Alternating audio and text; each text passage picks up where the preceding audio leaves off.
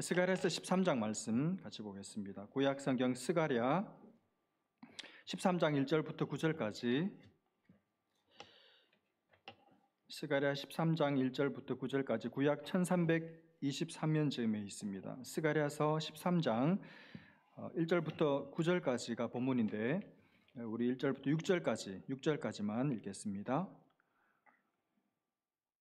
스가랴 13장 1절부터 6절까지 저와 여러분이 한 절씩 읽고 마지막 6절 말씀은 같이 읽겠습니다. 1절 말씀 제가 먼저 읽습니다. 그날에 죄와 더러움을 씻는 셈이 다윗의 족속과 예루살렘 주민을 위하여 열리리라. 만군의 여호와가 말하노라. 그날에 내가 우상의 이름을 이 땅에서 끊어서 기억도 되지 못하게 할 것이며 거짓 선지자와 더러운 귀신을 이 땅에서 떠나게 할 것이라. 사람이 아직도 예언할 것 같으면 그 낳은 부모가 그에게 이르기를 내가 여호와의 이름을 빙자하여 거짓말을 하니 살지 못하리라 하고 낳은 부모가 그가 예언할 때 칼로 그를 찌르리라. 그날에 선지자들이 예언할 때 그 환상을 갖기 부끄러워할 것이며 사람을 속이려고 트롯도 입지 아니할 것이며 말하기를 나는 선지자가 아니요 나는 농부라. 내가 어려서부터 사람의 종이 되어노라 할 것이요 같이 봅니다.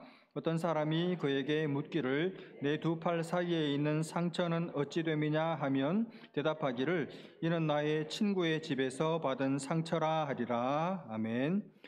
우리가 지난 주일부터 그리고 고난주간 특별 저녁 기도회 때 이 스가랴서 말씀을 좀 군데군데 함께 살폈습니다. 그때 그 내용은 한마디로 말하면 장차 신약시대가 되어서 그리스도께서 오셔서 어떤 일이 일어나게 되는지, 주님이 십자가에 죽으시고 우리에게 어떤 복과 선물을 주시는지, 그리고 우리는 어떤 존재로 변화되게 되는지, 이런 내용들을 함께 살폈습니다. 오늘 본문도 그런 이야기를 하고 있는데, 특별히 예수님께서 십자가에서 죽으시고 부활하시고 나서 우리에게 어떤 영광스러운 세계가 펼쳐지게 되는지를 잘 그림으로 그려주고 있는 본문입니다. 여러분, 예수님께서 십자가에서 피를 흘리시고 죽으심으로 우리에게는 놀라운 새로운 삶이 이제 시작되게 되었는데, 우리가 받게 될 복을 오늘 본문에서는 세 가지로 말씀해요. 오늘 이 세 가지를 확실하게 깨닫고 그리고 확실하게 붙들고 우리의 삶 속에서 깊이 실제로 누리고 사는 그런 은혜가 있기를 바랍니다.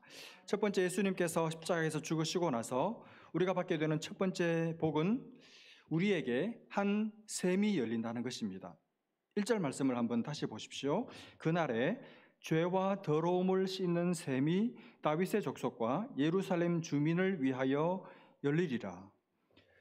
여러분, 생각해 볼수록 놀라운 말씀입니다. 한 셈이 열린대요. 근데 그 셈은 어떤 셈이냐 하면 죄와 더러움을 씻는 셈입니다. 여러분, 세상에 이런 셈이 세상에 있나요? 거기 가면 그 물을 씻으면 내 죄와 내 마음에 묻어있는 더러움을 깨끗이 씻어내는 그런 셈을 보신 적이 있나요? 여러분, 세상에는 그런 셈이 없습니다. 그렇죠? 그런데 예수님이 죽으심으로 그런 셈이 열린다는 것입니다. 여러분, 예수님이 십자가에서 달려서 죽으시면서 물도 흘리셨지만 피를 흘리셨죠. 보배로운 피, 보혈을 흘리셨잖아요. 그런데 그 흘리신 피가 셈을 이루었습니다. 그래서 그 셈은 말하자면 예수님의 피로 이루어진 셈물이죠. 여러분, 찬송가 중에 그런 찬송이 있습니다. 주의 피로 이룬 셈물 참 깊고 넓도다. 구원하는 크신 능력 다 찬송할지라. 여러분, 자기 죄로 심각하게 고민해 본 사람들, 자기 죄 때문에 내 인생은 이제 끝났다라고 깊이 양심의 가책을 안고 고통스럽게 끙끙 앓고 신음해 본 사람들, 어떻게 하면 내 죄를 씻을 수 있을까? 어떻게 하면 내 죄를 용서받을 수 있을까?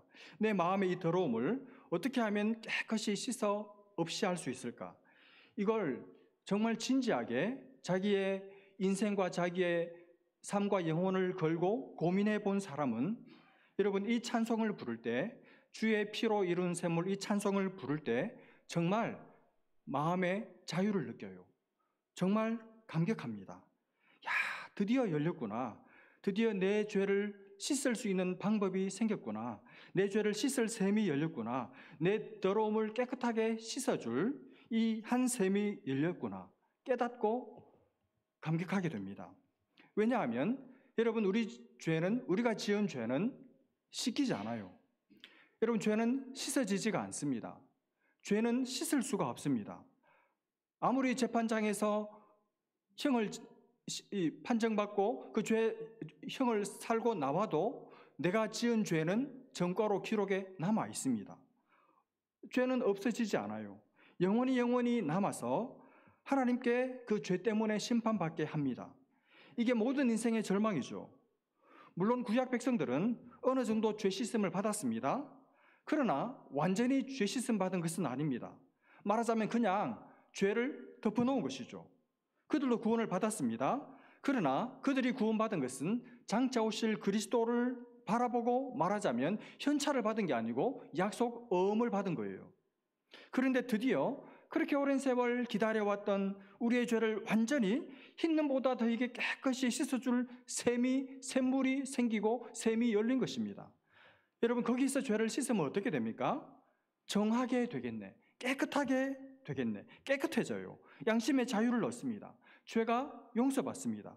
진홍같이 붉었던 죄가 흰눈보다 더 깨끗하게 희게 씻어집니다. 이런 시대가 온다고 오늘 스가랴 선지자는 예언하고 있는 것이죠. 오늘 우리가 부활절 감사 예배를 드리는데 여러분과 제가 받은 은혜, 우리가 누리는 감격의 제목이 뭡니까? 이런 시대가 온다고 약속했던 그 예언 그대로 실제로 그리스도께서 이 땅에 오셔서 십자가에 실제로 달리셔서 피를 흘리심으로 그 피가 만들어낸 샘이 드디어 우리 앞에 열려서 우리는 그 샘물을 마시고 그 샘에 우리의 죄와 더러움을 이제는 씻어서 우리 죄가 분명히 실존하고 살아있었는데 그 모든 죄가 다 깨끗이 사라진 줄로 믿습니다. 이런 시대가 왔어요. 예수님이 죽으심으로 그 피로 이룬 샘물이 이제 우리 앞에 있습니다. 우리는 그 샘에서 우리 죄와 더러움을 이제는 씻었고 이제는 용서받은 하나님의 사람이 된 것이죠. 우리 죄는 씻어졌고 우리 마음의 더러움은 씻어졌고 이제 우리는 나음을 입었고 깨끗함을 얻었습니다. 그러므로 이제 우리 죄 더 이상 하나님의 눈에 없습니다. 하나님은 우리의 어떤 죄를 가지고 우리를 죄인이라고 낙인 찍지 않습니다. 여러분, 우리가 장차 죽겠죠. 여러분이나 저나 반드시 죽게 되고 죽고 나면 반드시 하나님의 죽음으로 끝나는 것이 아니라 죽음 이후에는 하나님의 심판을 받아서 하나님의 심판대 앞에 서게 됩니다. 하나님의 심판대 앞에 섰을 때 하나님께서 아무리 뒤져봐도 너는 생긴 건 꼭 죄를 진짜 많이 짓게 생겼는데 나는 내가 네 죄를 아무리 뒤지고 신문하고 추조를 아무리 해봐도 너는 이상하게 죄가 없다. 너의 죄를 찾을 수가 없다. 너의 모든 죄의 기록 깨끗이 사라졌다. 없어졌다. 그렇게 말씀하실 거예요. 여러분, 어떻게 그런 일이 있을 수가 있습니까? 네가 틀림없이 죄를 지었는데 평생을 살면서 얼마나 많은 죄를 지었는지 내 양심이 나를 송사하고 있는데 어떻게 하나님께서 나를 심판대 앞에 딱 세워서 내 죄를 이제 찾아내시는데 단 하나의 죄도 찾을 수가 없을까요? 왜냐하면 이 샘에서 죄를 씻었기 때문입니다. 그렇죠?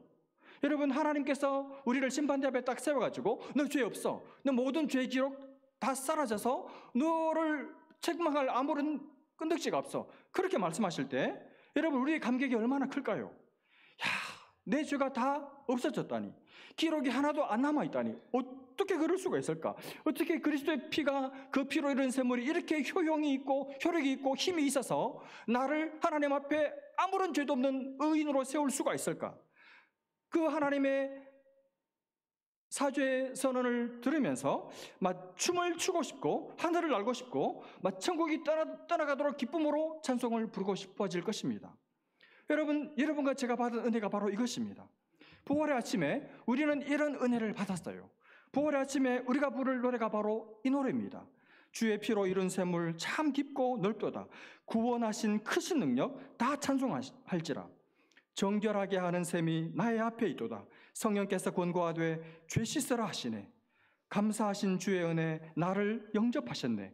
내가 지은 모든 죄와 허물 용서하셨네. 찬양하리 찬양하리 죽임당한 어린 양 주께 영광 돌리어라. 우리 죄를 씻어주셨네. 여러분, 어떻게 우리 죄를 씻어요? 여러분은 죄가 없습니까? 저는 고난주간 특별 기도회를 하는 그 한 주간에도 죄를 지었습니다. 죄된 생각이 올라오더라고요. 죄를 지었어요. 그 은혜를 막 물붓듯이 받는 그 한 주간에도 죄를 지은 저와 여러분이라면 우리가 일평생 살면서 얼마나 많은 죄를 지었겠습니까? 기록을 하면 하늘을 두루마리 삼고 바다를 먹물 삼아도 부족할 만큼 우리는 하나님 앞에, 다른 사람들 앞에, 살아가는 가족들에게, 배우자에게, 부모님께, 자녀들에게 얼마나 많은 죄를 지었겠어요. 그런데도 하나님은 우리 죄 없다고 선언하시는 것입니다. 바로 우리 앞에 한 샘이 열려 있습니다.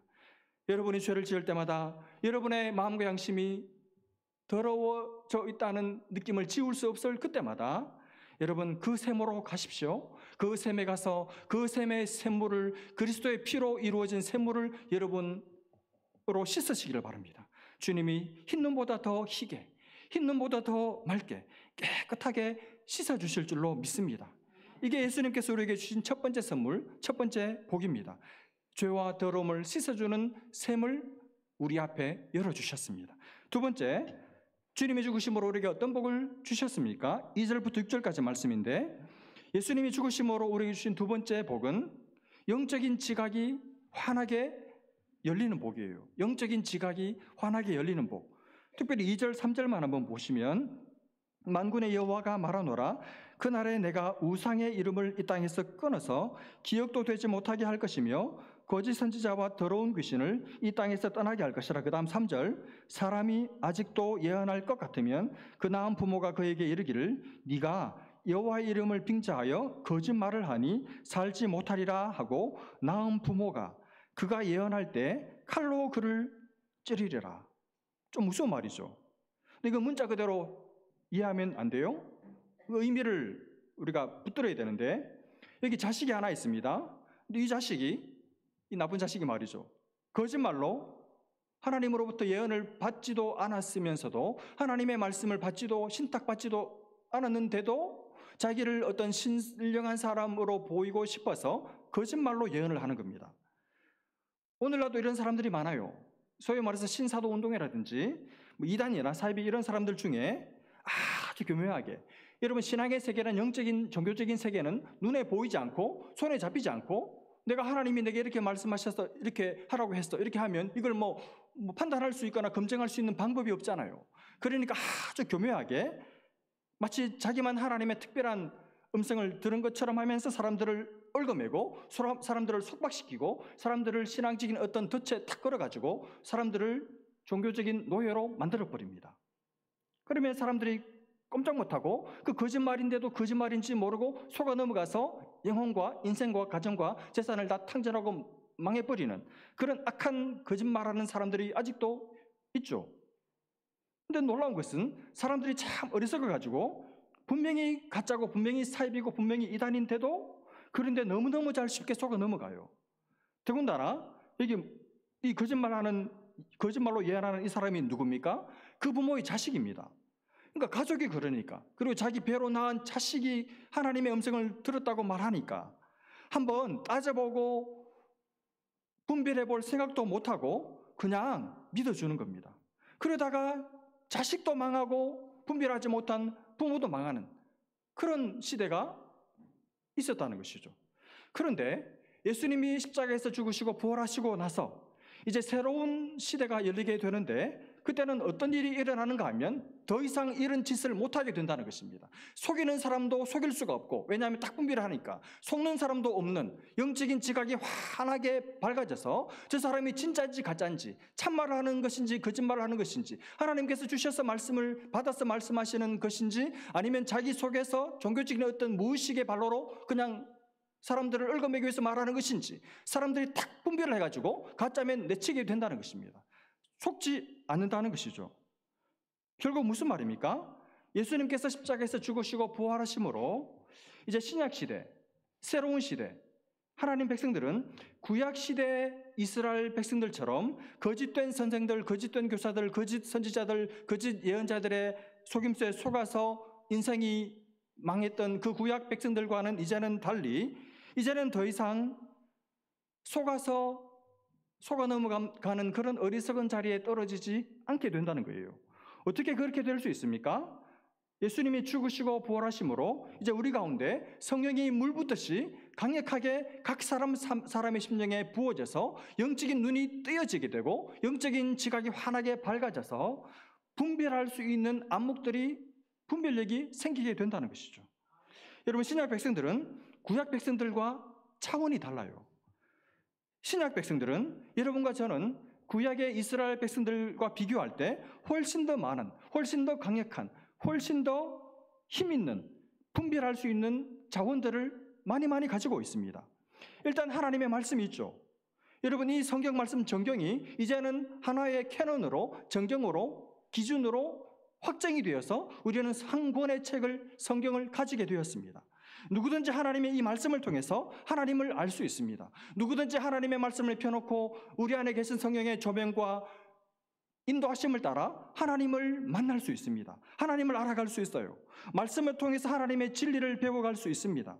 말씀을 통해서 나를 향한 하나님의 생각과 하나님의 뜻을 발견할 수 있습니다. 여러분, 말씀뿐만이 아니죠. 위대한 은혜의 방편, 기도가 있잖아요. 우리는 기도를 통해서 하나님을 만납니다. 우리는 기도를 통해서 하나님과 통합니다. 하나님과 마음을 통해요. 하나님과 교제합니다. 하나님과 깊이 교제합니다. 내가 하나님께서 내게 기도를 통해서 왔다 갔다 왕래를 합니다. 그뿐만이 아니죠. 우리에게는 거룩한 무리, 교회 공동체가 있습니다. 우리는 교회를 통해서 하나님의 진리를 학습할 뿐만 아니라 그 하나님의 진리를 교회 속에서 경험을 하고 체험을 합니다. 그러니 우리는 속을 수가 없죠. 여러분, 정상적으로 말씀 생활하고 정상적으로 기도 생활하고 정상적으로 신앙생활을, 교회 생활을 하는 사람은 더 이상 사탄에게, 사이비한테, 이단에게 잘 속아 넘어가지 않아요. 자꾸 말씀 생활, 기도 생활, 신앙생활을 삐딱선을 타기 때문에 스스로 자기를 먹잇감으로 내주는 것이죠. 여러분, 그러므로 말씀을 배우시기를 바랍니다. 여러분, 얼마나 말씀 배울 여건이 좋습니까? 저를 통해서도 배우지만 저를 통해서 못 배우는 것들은 여러분이 좋아하시는 좋은 목사님들을 통해서 얼마나 좋은 말씀을 배울 수 있는 채널이 많습니까? 그러니 얼마든지 배울 수 있잖아요. 여러분, 말씀을 통해서 하나님을 알아가시길 바랍니다. 힘써서 하나님을 알아가세요. 그리고 기도 생활 꾸준히 하십시오. 꾸준히. 예수님처럼 습관이 되게 하십시오. 틈만 나면 기도하시길 바랍니다. 어려운 일이 있을 때마다, 문제를 만날 때마다 어떻게 결정해야 할지 알 수 없을 그때마다 하나님 앞에 무릎을 꿇으십시오. 기도를 하십시오. 그리고 교회 생활 착실하게, 정상적으로, 그리고 즐겁게 하시기를 바랍니다. 교회 생활하면서 부족한 게 보이거든 아무 소리 하지 말고 여러분이 채우세요. 그러라고 우리가 이렇게 모여 있는 것입니다. 여러분, 여기가 아니면 주님을 체험할 곳이 없어요. 주님을 배울 때는 있을 수 있을지 모르지만 주님을 체험할 곳은 없습니다. 내 인격이 다듬어질 곳이 없습니다. 마음에 들지 않는 사람들은 하나님께서 여러분을 위해서 특별 공수해 오신, 여러분만을 위해서 하나님께서 특별하게 모셔온 여러분의 특별한 개인 조교들입니다. 보기 싫다고, 만나기 싫다고 떨어져 있거나 고개를 돌리면 안 돼요. 힘쓰고 애써서 그 사람 곁에 붙어 있고 돕고 그 사람의 도움을 받으셔야 됩니다. 그게 겸손이고 그런 사람들이 자라갈 수가 있습니다. 여러분, 오늘 우리가 스가랴서 말씀을 보는데 성경 가지고 계시는 분들은 앞으로 조금 넘어가서 호세아서 말씀 한번 찾아보십시오. 성경 없는 분들은 못 찾겠죠. 호세아 6장 1절부터 3절까지 말씀인데 구약 1261페이지 호세아 6장 제가 읽겠습니다. 오라, 우리가 여호와께로 돌아가자. 지금 호세아 선지자가 이스라엘 백성들에게 호소하는 거예요. 우리가 하나님께로 돌아가자. 여러분, 이 말이 이상하지 않습니까? 이스라엘 백성들 하나님을 떠난 적이 없어요. 이스라엘 백성들 예배를 빠져본 적이 단 한 번도 없는 사람들입니다. 매 절기 때마다 하나님 앞에 나와 제물을 들고 나와서 제사를 드렸던 사람들입니다. 하나님을 떠나본 적이 없는 사람들에게 왜 호세아 선지자는 하나님께로 돌아가자 이런 말을 하고 있을까요? 몸은 하나님 앞에 와 있었어요. 예배의 자리는 하나님 앞에 와서 앉아 있었습니다.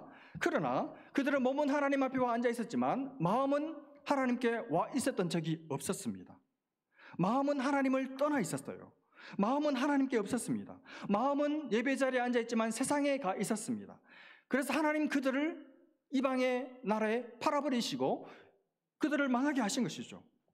그래서 이제 호세아 선지자가 매를 맞고 돌아와야 할 이 이스라엘 백성들에게 다시 호소하는 겁니다. 오라, 우리가 이제는 하나님께로 돌아가자. 몸만 하나님께 앉아있지 말고 마음도 하나님께로 돌아가자. 그래서 우리 마음을 드리자. 우리 마음이 실린 전심으로 드리는 예배를 드리자. 그러면 하나님 어떻게 하십니까? 여호와께서 우리를 찢으셨으나 도로 낫게 하실 것이요 우리를 치셨으나 싸매어 주실 것임이라. 여호와께서 이틀 후에 우리를 살리시며 셋째 날에 우리를 일으키시리니 우리가 그의 앞에서 살리라. 여러분, 하나님께 마음을 드리지 않은 이스라엘 백성들, 마음 없는 그 백성들을 하나님이 팔아버리시고 망하게 하셨죠. 그래서 몸에, 마음에, 인생에 큰 상처가 났습니다. 피를 철철 흘리고 있습니다. 그러나 그때 호세아 선지자의 호소를 듣고 하나님께 마음을 돌이킨 이스라엘 백성들에게 하나님 그들의 상처를 치료해 주셨어요. 상처를 싸매어 주셨습니다. 그리고 그들을 살려주셨습니다. 여러분, 이제 살아난 후에, 하나님의 은혜로 살아난 후에 이제 살았으니까 이제 또 예전처럼 다시 마음을 세상에 주면서 그렇게 살아야 합니까? 호세아는 이제 살아난 후에 뭘 해야 하냐고 말씀하는가 하면 3절, 그러므로 우리가 여호와를 알자. 힘써 여호와를 알자. 그의 나타나심은 새벽빛같이 어김없나니 비와 같이 땅을 적시는 늦은 비와 같이 우리에게 임하시리라 하니라. 왜 이스라엘 백성들이 마음을 하나님께 드리지 않고 그래서 하나님의 매를 맞아서 망했습니까? 하나님을 몰랐기 때문이에요. 예배는 드렸지만 신앙생활을 하는 것 같지만 하나님을 모르고 신앙생활을 했던 것입니다. 내가 섬기는 하나님, 내가 믿는 하나님, 내가 의탁하는 하나님이 어떤 분이신지를 그분의 마음과 그분의 생각과 그분의 계획에 대해서 관심이 없었습니다. 어느 정도 하나님을 아는 사람들이 있었겠죠. 그러나 어느 정도에 그치고 힘써서 하나님을 알아가서 더 점점 하나님을 아는 지식에서 자라가는 하나님의 사람들, 자라가는 공동체가 되지 못했습니다. 그래서 하나님께서 그들을 버리신 것이죠. 이제 그 과거의 전철을 다시는 밟지 말고 이제 우리가 다시 하나님의 싸매임을 받고 회복되고 다시 살고 나서 이제는 과거와 같이 살지 말고 이제는 하나님을 알아가자. 힘써서 하나님을 알아가자. 그렇게 권면하고 있습니다. 여러분, 부활의 아침에 우리가 해야 할 일이 두 가지가 있어요. 먼저 우리 마음이 돌아서야 합니다. 우리의 마음이 하나님을 향해서 돌아서야 돼요. 하나님께 관심이 있어야 돼요. 하나님께 관심이 있어야 됩니다. 하나님께로 우리의 마음이 돌아가야 합니다. 그리고 나서 그 하나님을 힘써서 진행형인데 동사가 계속해서 꾸준히 죽을 때까지 완전을 향해서 퍼펙션을 향해서 계속해서 힘을 써서 나아가야 합니다. 하나님을 점점 더 많이 알아가야 돼요. 그래야 다시는 하나님의 매를 맞지 않고 우리가 살아요. 우리가 살고 우리 자녀들이 삽니다. 여러분, 다른 방법, 다른 길이 없습니다. 여러분, 세상에서 아무리 여러분이 갖고 싶은 것을 가져도 여러분이 이루고 싶은 그곳에 올라가도 거기 가도 만족이, 기쁨이 없을 거예요. 허망할 것입니다. 이게 전부인가? 내가 겨우 이것을 얻으려고 이 자리에 왔던가? 하나님을 아는 지식 없이, 하나님을 알아가는 지식의 점정적인 지식의 증폭이 없이 어떤 자리에 올라가도 참 만족은 없어요. 왜냐하면 하나님이 안 주시기 때문에. 하나님이 주시면 기쁨이 있고 하나님이 안 주시면 기쁨은 없습니다, 여러분. 그러므로 하나님께로 돌아가서 하나님을 힘써서 알아가야 합니다. 여러분, 그렇게 할 때 우리에게 열어주신 영적인 눈이 다시는 감기지 않고 영적인 지각이 점점 환하게 밝아져서 더 이상 세상에 속지 않고 더 이상 세상의 가치관에 속지 않고 똑바로 보고 환하게 밝히 보면서 우리의 인생길을 저 앞에 누가 계신지, 내가 어떤 길을 가고 있는지, 내 인생의 전국에 누가 나를 팔 벌리고 기다리고 있는지를 보고 알고 걸어갈 수가 있는 것이죠. 여러분, 이 은혜가 여러분에게 함께 하기를 바랍니다. 마지막 세 번째, 주님이 죽으심으로 우리에게 주신 복이 뭡니까? 7절부터 9절까지인데 한마디로 말하면 우리를 예수님 닮도록 만들어주시는 복입니다. 우리를 예수님 닮도록 만들어주시는 복입니다. 내 인생에서, 내 모습에서, 내 인격에서, 내 말에서, 내 삶의 태도에서 예수님이 보이는 복이에요. 여러분, 이게 최고의 복이죠. 7절부터 9절을 한번 보십시오. 만군의 여호와가 말하노라. 카라 깨어서 내 목자, 여러분 하나님의 목자가 누구죠? 예수님이죠. 내 짝된 자, 하나님의 단짝, 하나님의 짝꿍, 하나님의 짝꿍이라고 말할 수 있는 독특한 인격적인 관계를 가진 분이 누굽니까? 아들 예수님이죠. 예수님을 칼로 쳐라.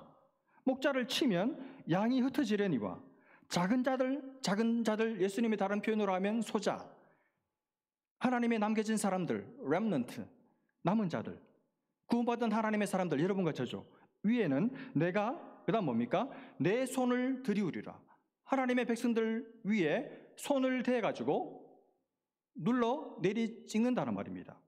좀 더 설명을 합니다. 8절, 여호와가 말하노라. 이 온 땅에서 3분의 2, 3분의 1, 꼭 3분의 2, 3분의 1 어떤 산술적인 것을 말하는 것이 아니라 많은 사람들은 하나님을 믿지 않아서 멸망하겠지만 3분의 1 소수 남은 자들은 거기 남을 것인데, 9절, 내가 그 남아있는 소수의 3분의 1을 어떻게 하십니까? 불 가운데 던져서 은같이 연단하고 금같이 시험할 것이라.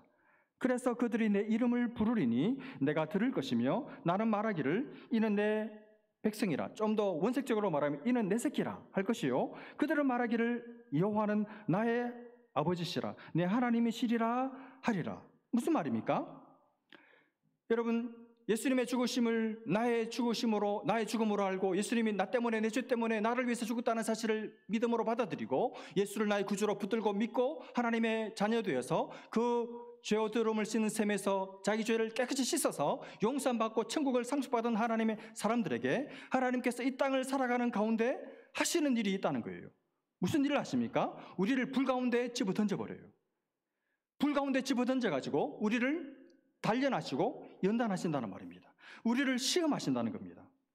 그러니까 여러분, 하나님 백성들의 특징이 뭐냐 하면, 하나님의 백성들이 이 땅에서 살아갈 때 삶의 중요한 특질이 뭐냐 하면 하나님의 손에서 다루어지고 다듬어지고 갈굼당하고 훈련을 받는다는 것입니다. 하나님께서 그냥 이 땅을 살아갈 동안에 그냥 지 마음대로 살도록 내버려 두지를 않으시고 다루시고 손을 들이우셔서 연단하시고 다듬으시고 갈구시고 빚어가신다는 거예요. 빚어서 뭘 만드십니까? 은같이 금같이 만드세요. 은으로 금으로 만드십니다. 보석으로 만드십니다. 여러분, 사람 중에 최고의 보석이 누굽니까? 목사님 저예요. 이렇게 말하고 싶지만 좀만 참아주시기를 바랍니다. 사람 중에 최고의 보석 누구죠? 예수님이죠. 예수님. 그러니까 예수님같이, 예수님처럼 만드신다는 것입니다. 우리가 예수님처럼 되도록 만드신다는 것이고 결국 우리가 예수님처럼 되게 된다는 말이죠. 여러분, 이게 우리가 받는 가장 놀라운 복이고 선물이에요. 여러분, 지금 여러분이나 저나 금이 아니죠? 금이 아니잖아요. 그렇죠? 그리고 은도 아니죠? 뭡니까? 그러면 금도 아니고 은도 아니면 뭡니까? 금, 은 되기 전에 울퉁불퉁한 돌이죠. 돌. 우리는 돌입니다. 그러니 여러분, 이 돌을 금으로 만들려니까 얼마나 하나님이 힘드시겠어요. 좀 잡고 따듬고 싶은데 쥐어져 있으려고 하지를 않는 겁니다. 지 마음대로 굴러다니면서 치받고 남들 힘들게 괴롭히고 아내 속 썩이고 부모님 마음 휘저버리고 그렇게 하려고 하지, 하나님의 손에 꽉 쥐어져서 단기간 내에 금으로 바뀌어지려고 하지를 않잖아요. 그리고 하나님의 손에 안 쥐어지려고 하니까 얼마나 사는 게 힘들고 피곤합니까? 우리는 막 그냥 금, 은 그런 거 필요 없고 이 돌로 살다가 그냥 돌로 죽어도 괜찮은데, 그리고 그렇게 살고 싶은데 하나님이 나 같은 돌을 금으로 만들려고 하시니까 그냥 안 되니까 이걸 계속 쪼아대시는 거잖아요. 계속 때리시는 겁니다. 계속 갈구시는 겁니다. 어느 날은 칼을 가지고 막 베어 버렸다가 어느 날은 정으로 막 쪼았다가 계속 들쑤시는 겁니다. 그러니 얼마나 사는 게 고달파요. 여러분, 하나님께서 귀 쓰시는 사람, 하나님께서 뜻을 가지고 계시는 사람은 삶이 평탄하지가 않습니다. 삶이 힘들어요. 삶이 피곤해요. 삶이 고달파요. 하나님이 내버려 두지를 않습니다. 하나님께서 당신이 만족할 만할 때까지, 금이 만들어질 그때까지, 은으로 완전히 제품으로 상품으로 내놓을 수 있을 그때까지 계속 불 속에 집어넣으시거든요. 계속 불 속에 집어넣습니다. 아 뜨거라, 이제 좀 살자 그랬는데 그 다음에 또 집어넣고 계속 나이가 50, 60이 70이 지났는데도 하나님이 계속 불 속에 집어넣습니다. 그래서 마침내 금으로 은으로 만들어내고야 마시는 것이죠. 여러분, 이게 여러분과 저의 운명입니다. 운명. 우리 운명이에요. 운명. 여러분 제가 말씀을 드린 것 같은데 이보다 더 좋은 예가 없는 것 같아서 다시 한번 말씀을 드립니다. 에이미 카마이클이라는 아일랜드 출신의 인도에서 사역하셨던 여자 선교사님이 계셨습니다. 이번에 한 번은 인도 남부 지방을 지나가게 되었는데 어느 금을 재련하는 재련공이 금을 재련하는 과정을 보게 되었어요. 이 사람이 이제 금을 재련을 하는데 가만히 이 카마이클 선교사님이 보니까 이제 충분히 그만하면 된 것 같은데, 그런데도 이제 딱 끝내지를 않고 계속 그 금을 마음에 들지 않는지 계속 불에 집어넣는 겁니다. 그래서 이 카마이클 선교사님이 도대체 이 금 재련이 언제 끝나는지 궁금해가지고 물었어요. 아니, 내가 볼 때는 충분히 이제 된 것 같은데 도대체 언제까지 그 금을 불 속에 집어넣습니까? 그랬더니 이 재련공이 하는 대답이 이 금에 내 얼굴을 비춰가지고 이 금에 내 얼굴이 환하게 보일 때까지, 이 금에 내 얼굴이 또렷하게 보일 그때까지, 그게 안 되면 그게 될 때까지 이 금을 불 속에 집어넣습니다. 이렇게 대답하더래요. 그 말을 듣고 이 카마이클 선교사님이 깨달았습니다. 아, 그렇구나. 하나님도 그렇게 하시는구나. 하나님도 당신의 사랑하는 자녀들의 그 인격과 모습 속에 하나님 당신의 얼굴이 환하게 비추어 뿜어 나올 그때까지 만족하지 않으시고 계속 불 속에 집어넣으시는구나. 그 사실을 깨달았어요. 여러분, 맞습니다. 여러분, 하나님 여러분과 저를 그냥 내버려 두지 않으세요. 편하게 살게 하시지 않으세요. 우리를 못 살게 굴어서 내 모습 속에서 내 인격과 내 마음 쓰는 것과 내 말씨와 내 다른 사람들과의 관계와 배우자 자녀들과의 관계와 내 삶의 태도 속에서 예수님의 모습이 환하게 들추어 내질 그때까지, 예수님의 모습이 환하게 비춰질 그때까지 우리를 갈구세요. 연단하십니다. 다듬으십니다. 못 살게 구십니다. 조교를 딱 붙이세요. 우리는 그게 싫지만, 우리는 그게 싫어서 하루라도 빨리 도망가고 싶지만 하나님은 절대로 그 조교, 역사적인 운명을 띠고 내 곁에 붙어있는 그 조교 절대로 딴 데 보내시지 않습니다. 내가 인간 될 때까지, 내가 예수님이 생각나게 하는 사람으로 만들어질 그때까지 계속 곁에 두세요. 왜냐하면 그렇게 안 하면 나는 인간이 안 돼요. 나는 곁에 사람들을 계속 찌르는 가시 노릇밖에 못합니다. 그런 사람이 없으면 우리는 연단이 안 돼요. 끝까지 돌덩어리로 남아 있습니다. 돌덩어리. 하나님이 세우셨는데 세워서 돌로 남아 있게 하지 않고 금으로 은으로 바꾸고 싶은데 조교가 없으면 그냥 돌이에요. 예수님 닮은 모습이 안 나타나요. 자기 성질, 자기 기질, 자기 고집을 그렇게 부리는데 궁금해서 물었습니다. 집사님, 장로님, 권사님, 왜 그렇게 고집을 부리십니까? 특별한 이유도 없습니다. 그냥 고집. 완전히 돌이죠. 돌이구나. 속으로 그렇게 생각합니다. 자기 고집 그대로 남아있어요. 여러분, 그래가지고는 하나님 나라에 못 들어가요. 그 인격 가지고, 그 성질 가지고 천국 들어갔다가 천국을 어떻게 만들어버릴지 모르니까 하나님께서 계속 갈구시는 겁니다.